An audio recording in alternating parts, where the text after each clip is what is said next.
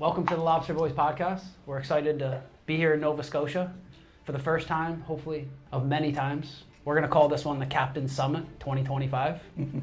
Why don't you guys just start by telling people who you are and how you got into the fishery, your family? Well, how it all started, we had a big family. Me and Billy originated from the same family. We're Henneberrys. We've always been fishermen.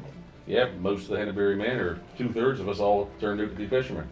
So, we fish many different species, lobster being one of them. And yeah, we're in our community. I'd say at least half, maybe more than half of the fishermen are our family. What age did you start getting into fishing? When I started lobstering in Sambro, our goal with my grandpa, was to catch 3,000 pounds for the fall. 3,000 pounds of lobster. For the fall. So put that in perspective for people that don't understand. What is 3,000 pounds of lobster nowadays? Well, we would hope to catch 3,000 pounds the first day now.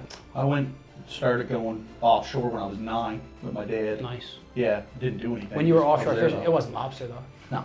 No, swordfish, tuna. Started swordfish, tuna in the summer, like when I was off school. And then when I was 14 or 15, I left school for other reasons. Same with us. Yeah, Dad told me, he's just like, yeah, you're going fishing. I was like, yeah, good enough.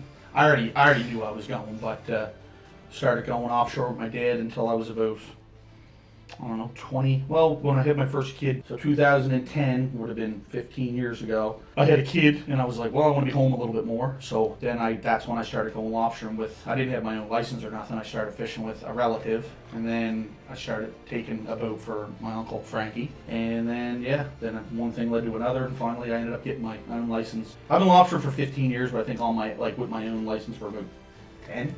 When you had a kid, that changed the dynamic Oh, of your responsibility in 100%. life. Everything. So that's good because if you think about it, there's a lot of fishermen now that are like, I don't have a license. It's like you're living proof. You can start from nothing and get there. You just got to be dedicated. 100%. I mean, I learned a lot from my uncles and my dad and how to be a fisherman. I knew, and even these guys, Hally's older than me. I watched him do it, and I knew, well, he can do it. Why can't I do it? And he used to talk to me all the time. He'd be like, man, you can do this. Whatever. Having the right network of people to surround you with. 100%. And it's a huge step to make, especially for somebody that doesn't have people around them doing it.